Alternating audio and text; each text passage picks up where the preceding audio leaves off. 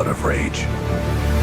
कहानी की शुरुआत 5000 साल पहले दिखाते हुए होती है, जहाँ पे हम एक जालिम राजा को हुकूमत करते हुए देखते हैं। एक वो भी वक्त था जब ये शहर आजाद हुआ करता था, लेकिन अब इस जालिम राजा ने यहाँ के लोगों को अपना गुलाम बना लिया है। ये राजा यहाँ के सभी लोगों से जमीन की खुदवाई करवा रहा होता है। असल में इसको एक ऐसे मटेरियल की तलाश थी, एक ऐसी चीज की तलाश थी जो इसको जादुई ताकतें दे सकती थी, और इस वजह से ये पहले से ज्यादा ताकतवर हो जाता और इस शहर पे नहीं बल्कि पूरी दुनिया में ही हुकूमत कर सकता था। बेसिकली इस मटेरियल का नाम एटर्नियम है, जिसकी मदद से ये एक ऐसा ताज बना लेगा जिससे ये अपने अंदर सुपर हीरो वाली पावर्स को हासिल कर सकता है। यहाँ पे मामूल के मुताबिक मजदूर खुदाई कर रहे होते हैं और उसी दौरान एक मजदूर को वो एटर्नियम पत्थर मिल जाता है, जिसको वो जालिम राजा हासिल कर लेता है और बहुत जल्द ही अपना वो ताज भी बना लेता है, जिसको पहनने से उसे बहुत सी ताकतें मिलने वाली हैं। इसी बीच में हम एक छोटे लड़के को भी देखते हैं जो कि उस जालिम राजा के खिलाफ खड़ा हो जाता है। वो गाँव वालों को समझाता है कि हमें इस जुल्म से बचना चाहिए, हमें उसके आगे नहीं झुकना चाहिए। लेकिन जब जालिम राजा को पता चलता है कि ये तो मेरे खिलाफ खड़ा हो रहा है, तो वो उसे मारने का हुक्म दे देता है। और जैसे ही उसको मारा जा रहा होता है तो वो लड़का एकदम से गायब हो जाता है और एक ऐसी जगह पे आ जाता है जहाँ पे बहुत से देवता बैठे हुए थे। ये 6 गॉड्स या देवता इस बच्चे को कहते हैं कि तुमने हिम्मत की, हमें बहुत अच्छा लगा, इसलिए हम तुम्हें एक ऐसी पावर देने जा रहे हैं जिससे तुम एक लफ्ज शज़ाम बोलोगे तो तुम्हारे अंदर हम सब की पावर्स आ जाएंगी और तुम इतने ताकतवर बन जाओगे कि तुम आराम से उस जालिम राजा को हरा सकते हो। ये छोटा लड़का करता भी ऐसे है, वो शज़ाम बोलता है और बहुत ज्यादा पावरफुल बन जाता है और फौरन ही वो उस राजा के महल में आ जाता है, जहाँ पे वो अपना शैतानी ताज पहन रहा होता है कि उसके पास बहुत सी पावर्स आ जाएं। लेकिन ये छोटा लड़का जो शज़ाम बोलने के बाद अब बहुत पावरफुल बन चुका है, वो वहाँ आके तबाही मचा देता है और सबको मारने लगता है। ये इतने गुस्से में होता है कि जालिम राजा के साथ साथ वहाँ के पूरे शहर को ही तबाह कर डालता है। और यहीं से कहानी जाती है 5000 साल बाद और हम प्रेजेंट का टाइम देखते हैं। अभी के टाइम पे भी हमें वही शहर दिखाया जाता है जहाँ पर एक गैंग ने पूरे तरीके से इस शहर पे कब्जा किया होता है। ये लोगों पे जुल्म कर रहे हैं, लूट मार कर रहे हैं, पूरी तरह से इस शहर को कंट्रोल में कर रखा है। असल में इस गैंग का एक ही मकसद है कि उस ताज को तलाश करना, यानी कि ये उसी क्राउन, उसी ताज को तलाश कर रहे होते हैं जो आज से 5000 साल पहले उस जालिम राजा ने बनाया था। वो खुद तो मारा गया था, लेकिन उसका ताज अभी भी कहीं ना कहीं इसी शहर में ही दफन है। अब हम एक लड़की को देखते हैं जिसका नाम एड्रियाना है। वो भी इसी ताज को ही ढूंढ रही होती है। ये लड़की पुरानी चीजों को ढूंढने में काफी एक्सपर्ट है, क्योंकि ये आर्कियोलॉजिस्ट है, यानी ये वो लोग होते हैं जो जमीन की खुदाई करते हैं और हिस्ट्री की बहुत सी चीजों के बारे में काफी मालूमात भी रखते हैं। तो ये लड़की एड्रियाना एक केव में जाती है, एक गार में जाती है, जहाँ पे काफी कोशिशों के बाद इसको वो ताज मिल भी जाता है। एड्रियाना और उसके साथी इसी बात को लेके खुश हो ही रहे होते हैं, तो हमें पता चलता है कि इसी का एक साथी जिसका नाम इस्माइल है, वो उसी गैंग के साथ मिला हुआ है जिसने पूरे शहर पे कब्जा कर रखा है। तभी इस्माइल अपने साथ आए हुए एक साथी को मार देता है और अपने गैंग के दूसरे लोगों को भी उसी गार में बुला लेता है। अब लोग इसकी तरफ गन पॉइंट करते हैं और उसे कहते हैं कि एड्रियाना हमें तुम वो ताज दे दो। तभी ये लड़की नीचे देखती है और वहां पे कुछ वर्ड्स लिखे होते हैं। जब ये उसे पढ़ती है तो इसके मुंह से निकल जाता है शज़ाम। ये लफ्ज बोलते ही वहां पे ब्लैक एडम आ जाता है और वहां पे आए हुए सब गुंडों को मारने लगता है। इतना मारता है कि वहां पे कोई भी नहीं बच पाता। जबकि रही बात इस्माइल की, जो गुंडों के साथ मिला हुआ था, वो वहां पे मरने का नाटक करता है, इसलिए उसकी जान यहाँ पे बच जाती है। क्योंकि एड्रियाना ने ब्लैक एडम को जिंदा किया होता है, दोबारा से जगाया होता है, तो वो उसको कुछ भी नहीं कहता। अभी ब्लैक एडम वहीं पर होता है कि गैंग के कुछ और लोग आ जाते हैं और उस पर एक स्पेशल वेपन से अटैक करते हैं। ये वेपन उसी एटर्नियम मटेरियल से बना होता है जिसकी मदद से वो ताज भी बना था। और जैसे ही ये मिसाइल ब्लैक एडम को लगता है तो उसे वाकई दर्द महसूस होती है। ब्लैक एडम उस मारने वाले गुंडे की तो जान ले लेता है, लेकिन उस रॉकेट या उस छोटे से मिसाइल के लगने की वजह से खुद भी बेहोश हो जाता है। तो हमें यहाँ पे ये पता चलता है कि एटर्नियम ऐसा मटेरियल है जो ब्लैक एडम की कमजोरी है और इसी मटेरियल से ब्लैक एडम को मारा भी जा सकता है। तो ये देखते हुए एड्रियाना काफी परेशान हो जाती है और वो ब्लैक एडम को अपने घर ले जाती है। जैसे ही ब्लैक एडम को होश आता है तो वो यहाँ पे एड्रियाना के बेटे से मिलता है। ये बच्चा ब्लैक एडम को कहता है कि आप 5000 साल से उस गार के अंदर बंद थे, अब क्योंकि हमारा शहर गुलामी बसर कर रहा है, वो गैंग हमें जीने नहीं दे रहा, तो आप हमारे लिए एक मसीहा बन के आए हो, आप ही हमारे शहर को उस गैंग से बचाओगे।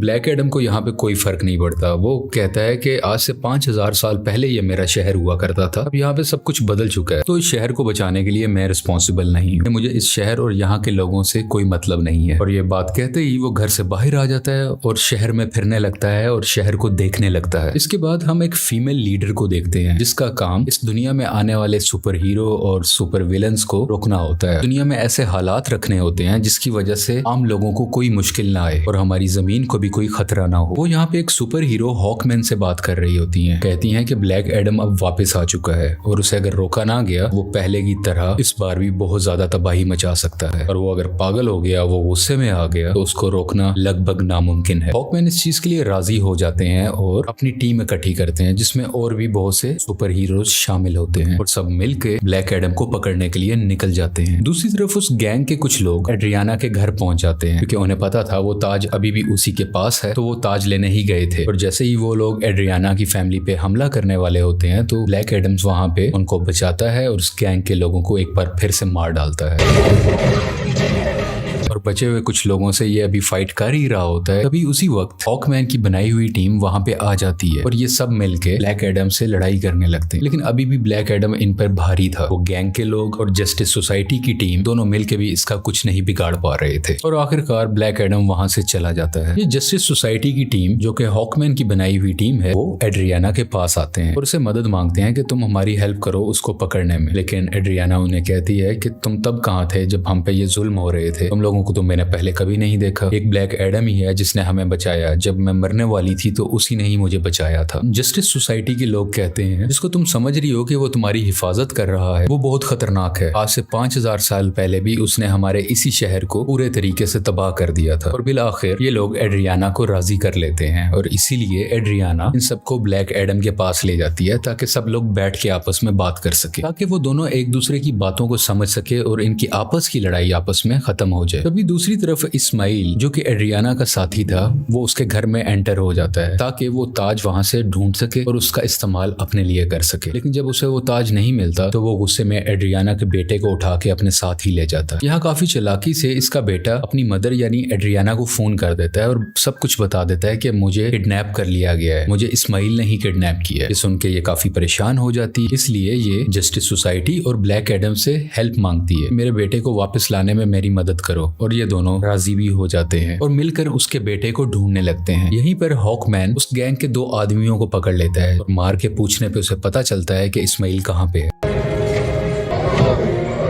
इस्माइल ने उसके बेटे को एक खुफिया जगह में रखा है जो कि एक रेगिस्तान में है। और जब ये सब यानी ब्लैक एडम और जस्टिस सोसाइटी उस जगह पर पहुंचते हैं तो देखते हैं कि इस्माइल ने उसके बेटे पे गन पॉइंट की हुई है। और यहाँ पे इस्माइल एक राज बताता है कि वो गैंग जो पूरे शहर में तबाही मचा रहा है उसका लीडर मैं ही हूँ और ये सब गुंडे मेरे लिए ही काम करते हैं। इसलिए वो एड्रियाना को कहता है कि अगर तुम्हें अपने बेटे की जान बचानी है तो मुझे वो ताज दे दो। तो ये परेशान माँ उसको वो ताज दे देती है ताकि उसके बेटे की जान बच सके, लेकिन इसके बावजूद भी वो उस बच्चे पे गोली चला देता है। और जैसे ही ब्लैक एडम ये देखता है तो वो तेज स्पीड से उड़ता हुआ उसके आगे आकर उस बच्चे की जान बचा लेता है और यहाँ पे इस्माइल को अपनी लाइटनिंग से जला के मुकम्मल तरीके से खत्म कर डालता है।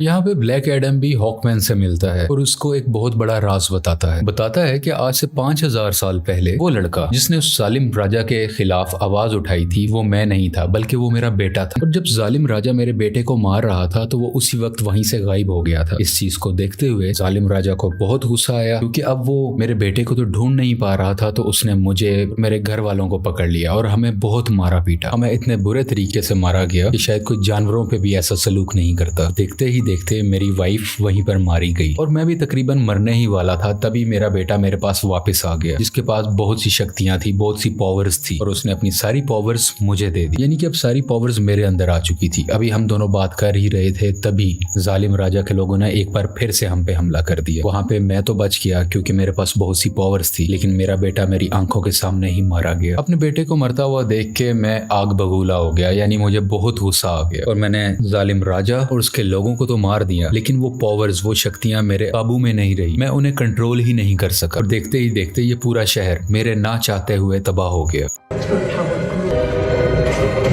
मेरा ऐसा करने की वजह से उन देवताओं ने, जिन्होंने मेरे बेटे को शक्ति दी और वो शक्ति अब मेरे पास है, वो बहुत नाराज हो चुके थे कि मैंने अपनी पावर का मिसयूज किया है, मैंने अपनी पावर को कंट्रोल में नहीं रखा। इसीलिए उन्होंने मुझे उस केव में बंद कर रखा और मैं कई हजार साल तक उस केव, उस गार के अंदर बंद रहा। जब एड्रियाना ने आके नाम लिया तो मैं एक बार दोबारा से जिंदा हो गया। यहाँ पे ब्लैक एडम को अभी भी बहुत अफसोस होता है कि उसकी वजह से पहले भी बहुत ज्यादा तबाही मची और अब भी बहुत ज्यादा तबाही मची है, बहुत से लोग मारे गए। ये वो हॉकमैन को कहता है कि मैं सरेंडर करना चाहता हूँ, मैं अपनी पावर्स को खत्म करके तुम लोगों के हवाले करना चाहता हूँ ताकि मेरी वजह से किसी को कोई नुकसान ना पहुंचे। इसके बाद ब्लैक एडम शज़ैम का वर्ड बोलता है, जिससे वो वापस से अपनी एक नॉर्मल फॉर्म में आ जाता है, यानी वो एक नॉर्मल इंसान बन जाता है जिसके पास इस वक्त सुपर पावर्स नहीं है। और जब तक ये दोबारा शज़ैम नहीं बोलेगा तब तक ये वापस से ब्लैक एडम नहीं बन सकता। इसलिए ये इनसे रिक्वेस्ट भी करता है, तुम मेरे साथ कुछ ऐसा करो कि मैं दोबारा से ये वर्ड बोल ही ना सकूं। आखिरकार ब्लैक एडम को पानी के अंदर डाल दिया जाता है और उसके मुंह में एक ऐसी डिवाइस लगा दी जाती है जिस वजह से ये बोल ही ना पाए। ये एक छोटी सी जेल होती है जिसमें ब्लैक एडम को बंद कर दिया जाता है। दूसरी तरफ हमें इस्माइल को दिखाया जाता है जो कि मर चुका था और अब वो हेल के अंदर आ गया है। इस्माइल को एक बात शुरू से पता थी कि अगर वो उस ताज की ताकत को हासिल करना चाहता है तो उसका तरीका ये है कि उसको वो ताज अपने हाथ में पकड़ना होगा और उसी वक्त कोई ना कोई उसको मारे ताकि वो मर के हेल में आ जाए, यानी कि जहन्नुम में आ जाए और वो हेल के डीमन से यहाँ पे मिल सके जिनसे वो पावर हासिल कर सके। ये सारी बातें इस्माइल शुरू से ही जानता था, इसीलिए उसने ब्लैक एडम को उकसाया कि मैं जैसे ही एड्रियाना के बेटे को मारूंगा ब्लैक एडम आके उसे बचाएगा और मुझे मार डालेगा और उसी वक्त ताज भी उसके हाथ में ही था। ये सब बातें ये शुरू से जानता था और सब कुछ इसके प्लान के मुताबिक ही हो रहा था। यहाँ हेल के डीमंस इस्माइल से मिलते हैं और उसको अपनी पावर्स दे देते। पहले जैसा इंसान नहीं था, ये सबाक बन चुका होता है। ये इन पावर्स के साथ इस दुनिया में आ जाता है और हर तरफ तबाही मचाने लगता है। जैसे ही जस्टिस सोसाइटी को इसके बारे में पता चलता है तो वो इसके मुकाबले के लिए इसके सामने आते हैं। यहाँ पे काफी देर लड़ाई चलती रहती है, लेकिन सबाक क्योंकि बहुत ज्यादा पावरफुल था तो ये सब मिल के भी उसको नहीं रोक पा रहे थे।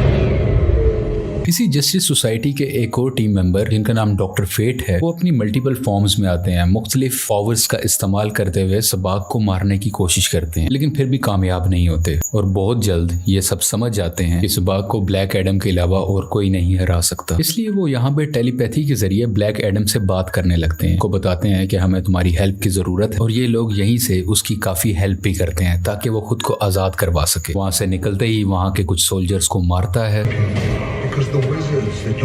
पानी से बाहर आता है और बाहर आते ही सीधा शज़ैम बोलता है, जिसकी वजह से उसको ब्लैक एडम्स की पावर मिल जाती है और बगैर वक्त जाया किए सबाक के पास जाने लगता है। दूसरी तरफ जस्टिस सोसाइटी के लोग अभी भी सबाक से लड़ रहे होते हैं और इसी दौरान उनका एक साथी डॉक्टर फेट वहीं पर अपनी जान से हाथ धो बैठते हैं, यानी कि मारे जाते हैं। हॉकमैन भी काफी ज्यादा सबाक से लड़ रहे होते हैं, लेकिन इनकी कोशिशें कुछ ज्यादा कामयाब नहीं होती। लेकिन अच्छा तो तब होता है कि उसी वक्त वहां पे ब्लैक एडम भी आ जाता है और अब ब्लैक एडम और सबाक की काफी लड़ाई होती है। ये फाइट काफी टक्कर की थी, लेकिन वक्त के साथ ऐसा लग रहा था कि सिर्फ ब्लैक एडम ही है जो सबाक को हरा सकता है। और कुछ ही देर के बाद ब्लैक एडम सबाक के सर को पकड़ के उसके दो हिस्से कर डालता है और उसको मुकम्मल तरीके से फाड़ कर आखिरकार सबाक की जान ले लेता है। इसी वजह से सबाक की मौत हो जाती है और सब कुछ सुकून में आ जाता है, सब कुछ ठीक होने लगता है। शहर के लोग ब्लैक एडम को अपना मसीहा मानने लगते हैं। वो सब इस बात को मान लेते हैं कि ब्लैक एडम ने हमें और हमारे शहर को बचाया है। इसके बाद हम उसी लेडी को देखते हैं जिसने जस्टिस सोसाइटी की टीम को बनाया होता है ताकि वो ब्लैक एडम को रोक सके। वो यहाँ पे ब्लैक एडम को कहती है कि ठीक है, तुम्हें जो करना है वो करो, लेकिन तुम अपने इस शहर से ना निकलना। तुम इस शहर के लोगों के मसीहा बनो, उनका ख्याल रखो, गार्डियन बनो, मुझे उसे परवाह नहीं है, लेकिन अपने इस शहर से तुमने नहीं निकलना, क्योंकि अगर तुम इस शहर से बाहर आए तो तुम्हारे लिए अच्छा नहीं होगा। यहाँ पे ब्लैक एडम बैठा उसको देखता है और कहता है कि मुझ पे कोई हुक्म नहीं चला सकता और उसका जब भी कुछ भी करने को दिल करेगा वो अपनी ही मर्जी करेगा। लेकिन तभी वो लेडी बोलती है, हाँ शायद तुम ठीक कह रहे हो, तुम्हें इस दुनिया में रहने वाला तो शायद कोई नहीं रोक सकता, लेकिन मैं किसी ऐसे को जानती हूँ जो हमारी दुनिया से नहीं है। और ब्लैक एडम को गुस्सा आता है और वो स्क्रीन को ही तोड़ देता है जिससे वो लेडी बात कर रही थी। स्क्रीन के टूटने से हर तरफ धुआं ही धुआं होने लगता है और तभी उस धुएं से बाहर आता है सुपरमैन और वो ब्लैक एडम को कहता है कि हमें शायद बैठ के बात करनी चाहिए। और यहाँ पे सुपरमैन के ये कहते ही इस मूवी की कहानी यहीं पे खत्म हो जाती है।